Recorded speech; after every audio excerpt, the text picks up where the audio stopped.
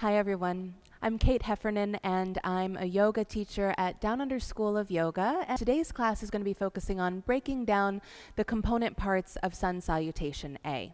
And the real goal of this practice is to give you some stepping stones so that if a Sun Salutation A is new to you, you know how to build it from the ground up. And if Sun Salutation A doesn't really work for your particular body for whatever reason, I'm hoping to give you some options that will allow this practice to become a bit more available to you.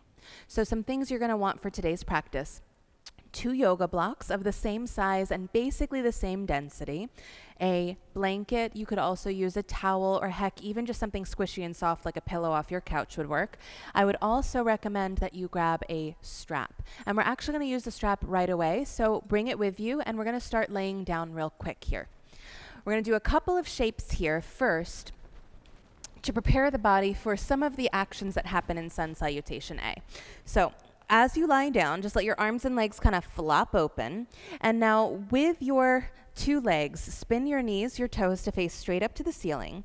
Take a hold of your strap, pull one leg in, loop the ball of your foot up into the strap, and then straighten your leg up to the ceiling.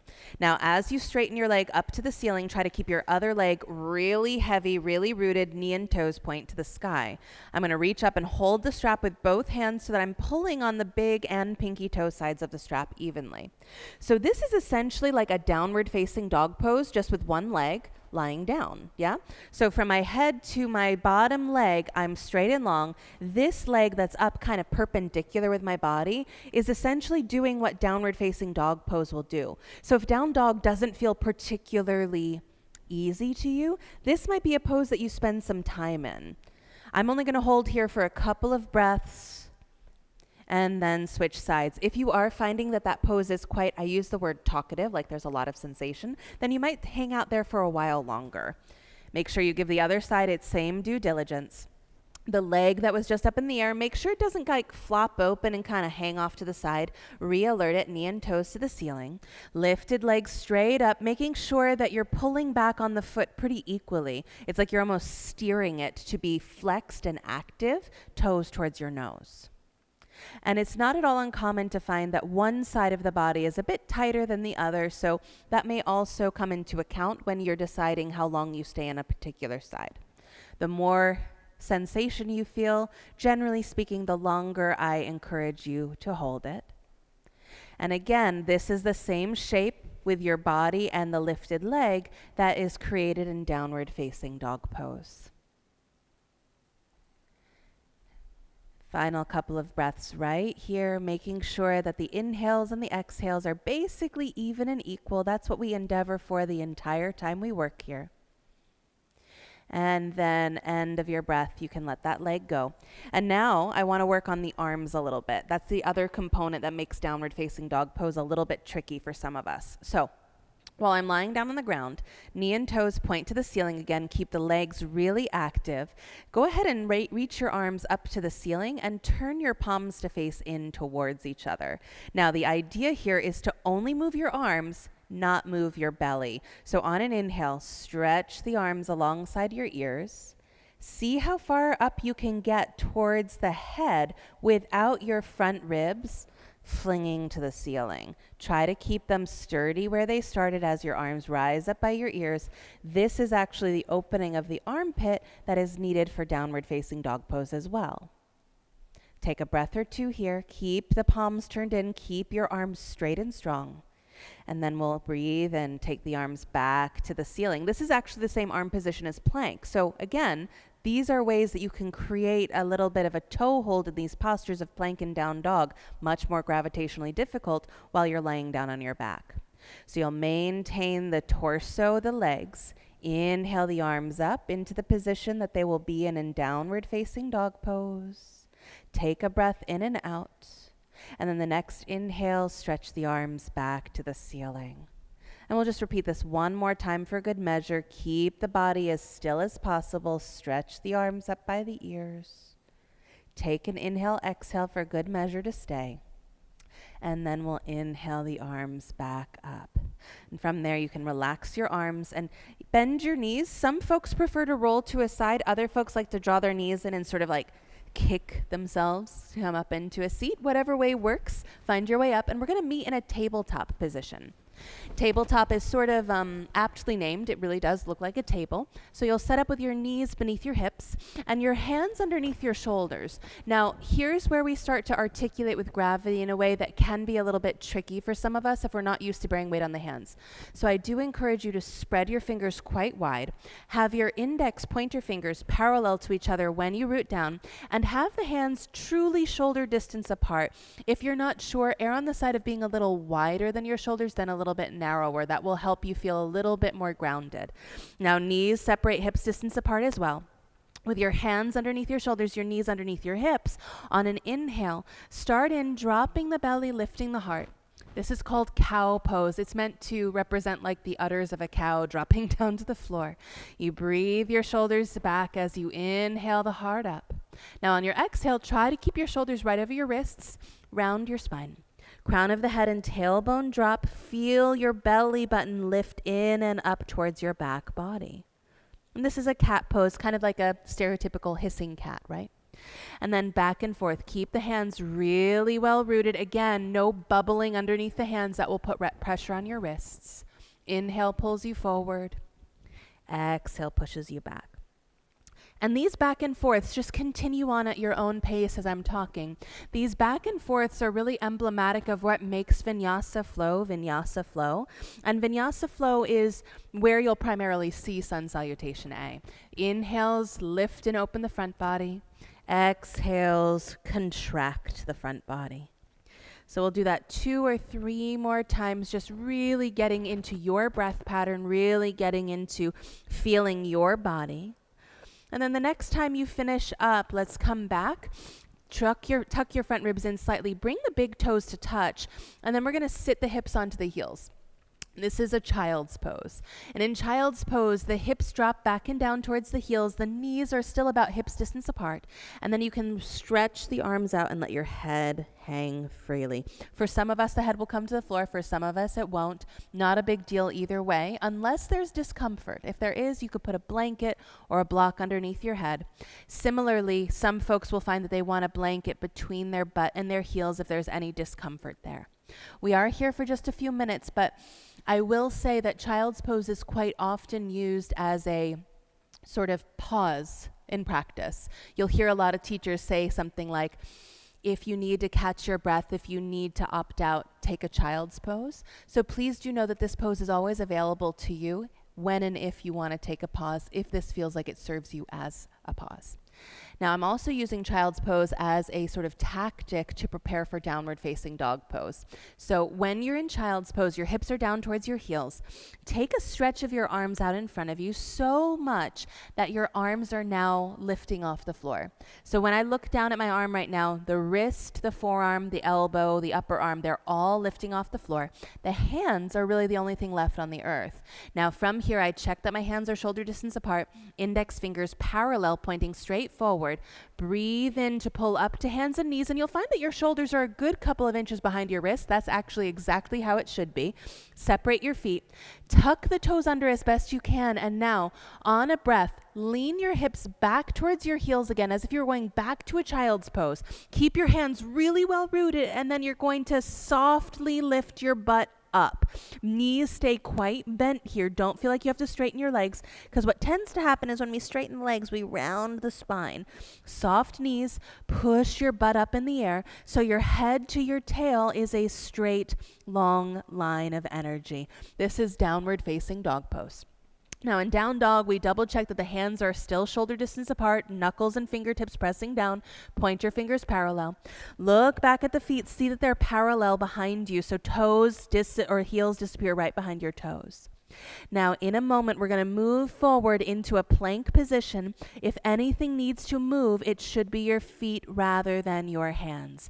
So take a breath. I'm actually too close to those blocks, so I'm going to move back a slight bit with my hands and feet so I don't run into them. I encourage you to always be aware of what's around you.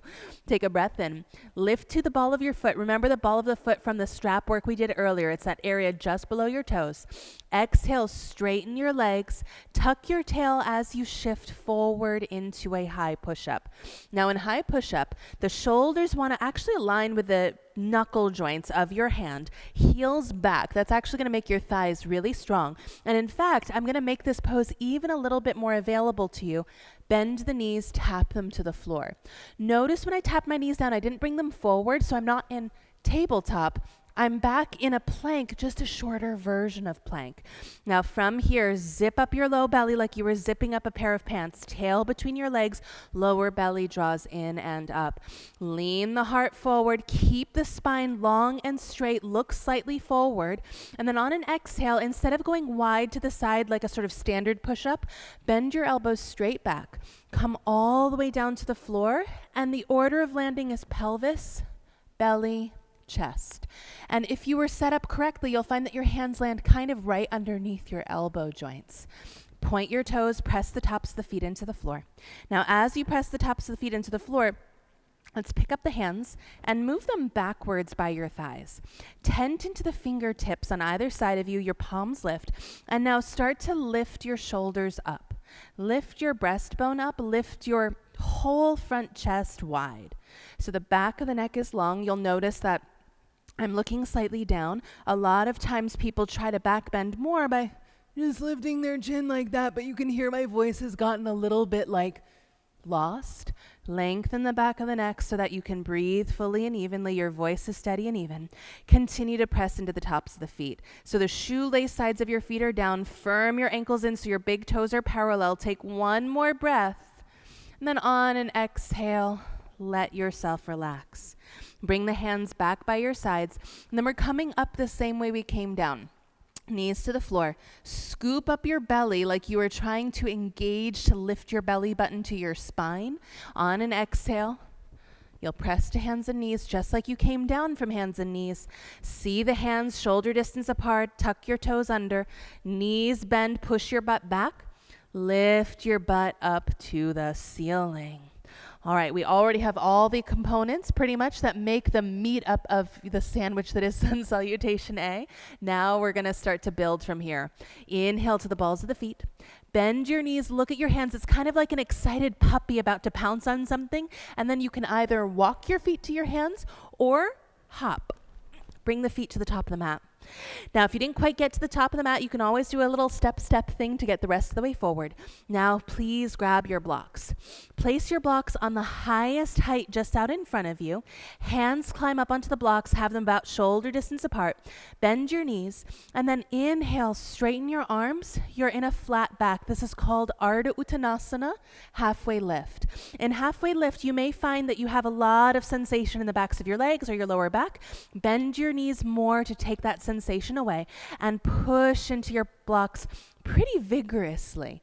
Take a full breath here. So this is actually like a tabletop. On an exhale, you'll round your spine. Think cat pose, fold forward. We're going to do that a couple of times on the breath. Hands push down. Keep the knees soft. Sometimes folks try to straighten the arms and legs at the same time. That ends up rounding the back. Breathe in, halfway lift. Breathe out, round. One more time. Breathe in and breathe out. Now we're going to add a piece to the top of this. Inhale, lift halfway up, pause. Engage your abdomen and then start to unhinge. Rise up. The arms can sweep out to the sides and up you come. Fingertips to the ceiling. This is called upward salute of the hands. Arms by your ears. Utthita Hastasana. On an exhale, let your arms relax down by your sides. This is your mountain pose Tadasana. Now in mountain pose, just do a little bit of organizing. Have your feet anywhere from hips distance apart or slightly narrower.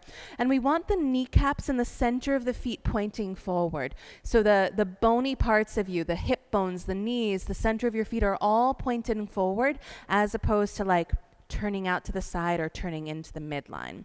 Now, once you have that lined up, do press your legs back enough that your knee is stacked over your heel as opposed to locking behind your heel, which my body does really well. And then your hips try to push back so they're right over your knee. Last step is to roll the shoulders back and down. This is the Tadasana, shoulder, hip, knee, heel. And it'll almost feel like when you're in this pose that the crown of your head has like a book balancing on it, and there's this energetic lift of the crown of the head straight up. Now, mountain pose is essentially the same pose as when we were lying down on the floor when we did the leg lift and the arm lift. So we're going to try to emulate that same action here. In other words, your tail and your ribs stay put. Inhale the arms right up by the ears, fingertips to the ceiling. On an exhale, let's take the arms out to the side, soften your knees. Rather than a tucking flat back, like almost like a swan dive, hinge forward from your hips. Find your blocks, high height, fold at your hips. Now inhale, flat back, pull the chest up. We're going to add in a little piece here. Let's keep the right foot forward, pick up your left foot, lunge your left foot back, and we're going to tap the left knee down to the floor here. Now, I have sensitive knees. You might also. If you're working on a really squishy mat, it might not matter, but if you're not, it might be a nice gesture to grab a blanket. As you tap your back knee down, rise up into what's called a low lunge. So the back knee is down on something. I like to tuck my back toes. You can point them, doesn't matter to me. Front knee is right over the heel though. Now on an inhale, we'll take the arms up by the ears. This begins to open the front line of the hip. This will be important for the eventuality of our upward facing dog pose, which is part of Sun Salutation A. Take a full breath here. Now on your exhale, let's bring the hands back to the earth and grab a hold of your blocks again. Let's move them to the medium height on either side of your front foot. Tuck your back toes under and then lift your back thigh up. So now your back thigh is essentially in a plank position again. Right knee directly over your heel, and when I look down, my nose is directly in the middle of the mat between my right big toe and my left hand. Now inhale, the head and chest stay forward, the back thigh stays lifted. If this feels like much too much, you could certainly do this with your back knee on the floor as well. Make the choice that's right for you. Now from here, we're going to build into a twist. Keep your head in the middle of the mat. Take your right hand to your right hip, squeeze it in, and now start to rotate your right shoulder up. Rotate your right shoulder up, rotate your right shoulder up. Try to keep your two legs stable, and then see if your right arm is willing to rise up to the sky. Can you keep your left shoulder heavy, crown of the head in the center of the mat, back knee either totally up or totally down? One more breath, inhale. End of your exhale, bring your hands back to your blocks. If you have a blanket there and it's not going to trip you up, you can leave it. Move your blocks back forward to that high height, and then we'll push off. Step right back to the top of the mat. Inhale, come back to your flat back. So we're repeating again. Exhale, fold. We'll do the same thing on the left side. Inhale, flat back. Left foot stays, pick up and step your right foot back. It's probably about a 4.5 step back. Tap your back knee down. Blocks can come with you preemptively. Keep your front knee over your heel, and then on an inhale, rise up. You'll notice I'm pretty stacked. My shoulders are over my hips. Front knee is right over the heel. Now from there, you can take the arms right up by your ears, get a nice stretch through the armpit line. These are those same arms that we practice in downward facing dog pose. So again, just starting to create sort of patterns in these movements and seeing how they all relate to one another. Take one more breath, low lunge, Anjaneyasana in Sanskrit. End of your exhale, bring your hands down to your blocks again. Keep the left knee over your heel, tuck the right toes under, lift up your right leg. Now, sometimes when you lift up the right leg, the butt kind of wings up into the space, like higher than your chest. Just take a little bit of a longer stance. Ideally, the front thigh is parallel to the floor. Inhale hard up, plant down into your right hand. Make sure you're between your left big toe and your right thumb. Take your left hand to your left outer hip, squeeze it back. Breathe your heart up, and then on an exhale, from the chest we turn. From the chest we turn. From the chest we turn, and then perhaps you lift your left arm. Remember, you can always tap your back knee down if you need a little bit less intensity. One more inhale, twist and twist. End of your exhale, top hand comes down. Move your blocks back forward to the highest height and push off. Step back to the top of the mat. Don't stress if it takes you a couple of steps to get where you're going. Much rather have you get there safely and sustainably than force it. Parallel your feet. You can slide that blanket off to the side and then inhale, hands back to your blocks. Flat back, Ardha Uttanasana. Exhale, forward fold, Uttanasana. We're going to go all the way this time. Inhale, flat back, rise to stand, arms out, arms up, fingertips to the ceiling, Utthita Hastasana. On your exhale, arms relax by your sides, mountain pose, Tadasana. Take a moment, get situated. We're now going to work into a version of a full sun salutation A, and I'm going to show you a couple of different versions depending on how you're feeling, depending on your strength and flexibility on this given day, because it's always changing. Each variation of this sort of builds on the one that came before. So we'll start with the easiest version, the least intense, and then I'll gradually show you the next step by next step. So as you're ready, finding your way into mountain pose, Tadasana. On an inhale, arms up by your ears, fingertips to the sky. This is Utthita Hastasana. Breathe in, tail and front ribs stay heavy. On an exhale, sweep out rather than forward, less pressure on your back. Soften your knees, lean forward, flat back as far as you can go. Hands can find those high height blocks. Breathe in, flat back, collarbones wide. Now on an exhale, go ahead and bend your knees a lot, more than you think you need to. So it's almost like you're coming into a squat. And then bring your palms to the floor. Separate your hands shoulder distance apart. And then you're going to walk yourself back towards a high plank. Now, we haven't come into a high plank this way, so tap your knees down and pause. As you tap your knees down, lean your shoulders ahead of your wrists so your your shoulders are in line with your knuckle joints. Now, notice if your butt is kind of tipping upwards a la a cow pose. You might need to walk your knees back, tuck your tail, lean your shoulders forward. Now, breathe in hard up. Keep those blocks on the high height. We'll come back to them in a second. On an exhale, bend your elbows, but keep your shoulders lifted as far as you can. So when I come to the floor, you'll actually see that my elbows are not just over my wrists, but my shoulders are kind of in line with the block. Now point the toes, peel the heart open. This is a variation of a low back bend. Low back bend, inhale, shoulders back, squeeze your elbows in. On an exhale, release your heart, tap your knees down, scoop your belly in, press to hands and knees, tuck the toes under, and then exhale, downward facing dog pose. Again, really lean back into your hips. Try to become straight and long from your hands to your hips. Every knuckle, every fingertip presses into the floor. But when you look back at your feet, again, make sure they're parallel. Heels disappear behind your toes. It's actually a misunderstanding that your heels need to touch the floor in down dog. Many of us need to bend our knees quite a bit in order to keep the spine long. When we over straighten the legs, there tends to be a rounding here. Choose a straight spine and bent knees instead. Now, push the hands into the floor. Lift up onto the balls of your feet, and on an exhale, you'll either start walking to the top of your mat or jump. Feet back to the top of the mat. Hands back to these high height blocks. Breathe in, halfway lift. Breathe out, forward fold. Inhale, flat to stand. Rise up, fingertips to the sky. On an exhale, mountain pose, Tadasana. All right, that was version 1. We're going to do another version a little bit harder still. Inhale, reach up. Exhale, fold. Hinge at your hips. Hands on blocks, and this time actually move your blocks a little bit closer to you. I would say no less than like 4 or 5 inches in front of your pinky toes. Inhale, lift your chest.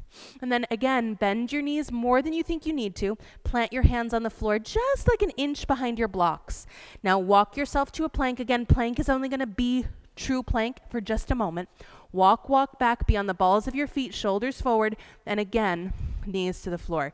Now this time, I'm going to ask you to try to keep your pelvis lifted, lower belly in and up, and we're going to tap the blocks with the shoulders. So it's really important that your fingertips are only an inch behind the block, because if you're further back, you won't be able to reach the blocks.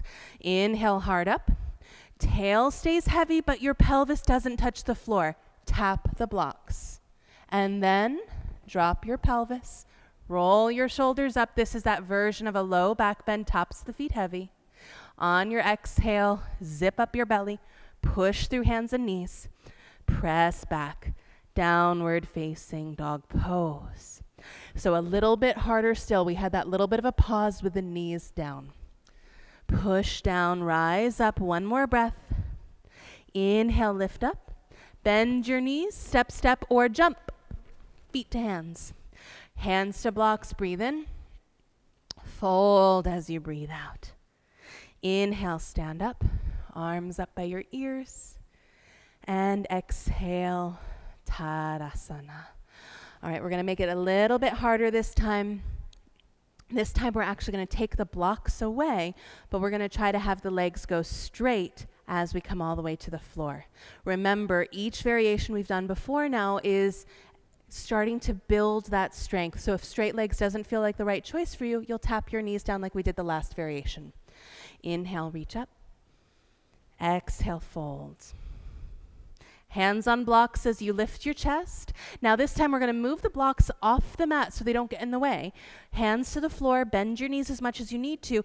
Chest forward, walk back. So you're unfolding your legs, and we're actually going to try to keep the legs straight this time. So pelvis as high as the shoulders, tail heavy, thighs up, and we're going all the way to the floor. No pause. Be as long and straight and slow as you lower as possible. Still pelvis, belly, chest. 1, 2, 3. Point the toes. We'll press into the feet. Roll the fronts of the shoulders back. Now this back bend can stay. You'd press up to hands and knees and go right back to downward facing. Or I'm going to introduce you to upward facing dog pose. So the feet are already pressing down. You'll notice that my kneecaps are lifting off the floor as opposed to flopping. That's an action of the feet pushing down.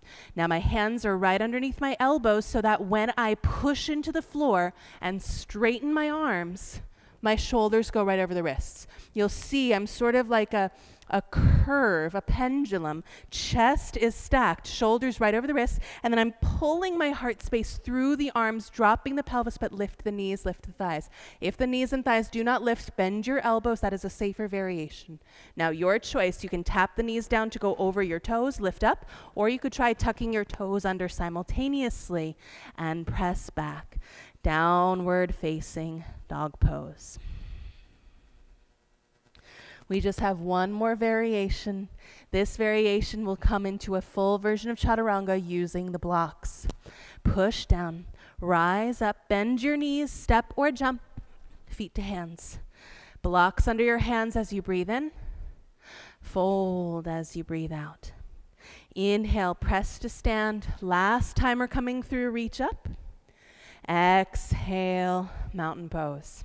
Now you'll notice I move the blocks onto my mat, have them on the highest height. This does not work without the blocks on the highest height. They're basically the same length between your wrist and your elbow, and that's precisely where we want to stop the shoulders, is as high as your elbow. Now my feet are just going to scooch in a wee bit, and I'm just going to make sure these blocks are truly parallel to each other. Very last time through. Inhale, reach up. Exhale, fold in. Inhale, hard up, hands on blocks, and then walk your hands behind the blocks. Again, about an inch behind the block is about right. Walk to a high plank. Remember, you can do this with your knees down as well, or straight legs. Now breathe in, bend your elbows, tap your blocks. You'll see I'm at a true right angle with my two arms. Everything else is still in plank. If your knees were down, it would still be plank just with your knees down. Pick up and point your toes one at a time, or you can tap your knees down like I just did and point your toes. And now straight arms, straight legs, upward facing Urdhva Mukha Svanasana. Exhale over your toes. Adho Mukha Svanasana. Push the floor away to reach your hips away from your hands. Inhale, exhale, 5 cycles. And then we'll inhale to the balls of the feet. Bend the knees to finish up. Step or jump. Feet to hands. Breathe in. Breathe out. Breathe in. Sweep your arms. And release. Give yourself just a moment of pause in your Tadasana. Maybe you even close your eyes. You might be feeling your heartbeat. You might be feeling your breath mobilize. And remember, even though those were all variations of the same set of postures, each variation can be interchanged. So plank could always be done with the knees down forever and ever. You could always go to the floor every single time for your back bend. These are meant to sort of like puzzle pieces be picked up and put in, like a recipe. If you want to replace an acid with another acid, you certainly can. You can replace plank with knee down plank. You can tap blocks. You can get rid of blocks. Now we're just getting back to a final down dog. Nice and easy. Breathe in, arms up. Breathe out, fold. Breathe in. Hands to the mat. You can move your blocks off to the side, and all we're doing is stepping back to downward facing. 1, 2 feet. Push the floor away, soft knees. Head hangs freely between your upper arms as you squeeze your elbows straight. One more breath here. As you exhale, tap your knees down. And we're going to come back to the back, and you'll want your block for this next moment. Bringing a block nearby, come to lay down.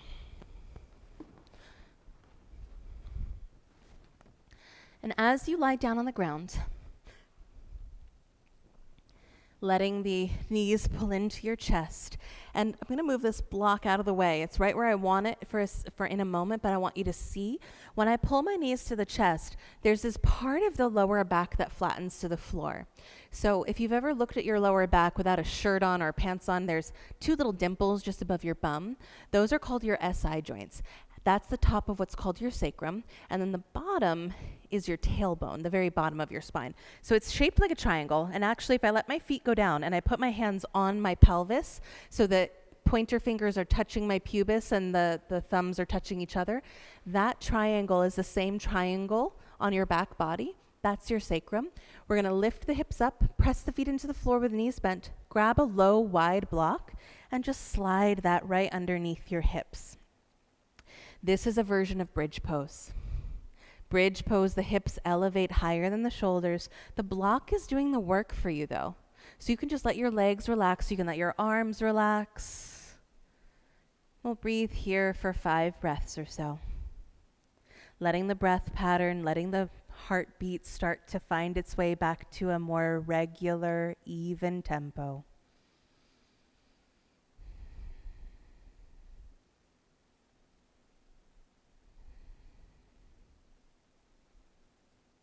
And at the end of those 5 breaths or so, you can push into your feet, get some lift off the block, slide the block out of the way, and let your arms and your legs just kind of spread out. If you want to pull your knees in and give yourself a little squeeze just as a moment of completion. And then we'll lay out for a brief pause. At the end of each practice, you'll find there is a pose called Shavasana, resting pose. And this pose is just a moment or several moments of stillness. And it's when we actually metabolize, it's when we digest the work of the rest of our practice. So even if you only give yourself a few breaths, let your eyes get soft, arms and legs can fall open. If it feels more comfortable to bend your knees, you're certainly welcome to bend your knees, plant your feet wide, your knees knock in. Just give yourself a moment of no longer doing, no longer efforting, simply being.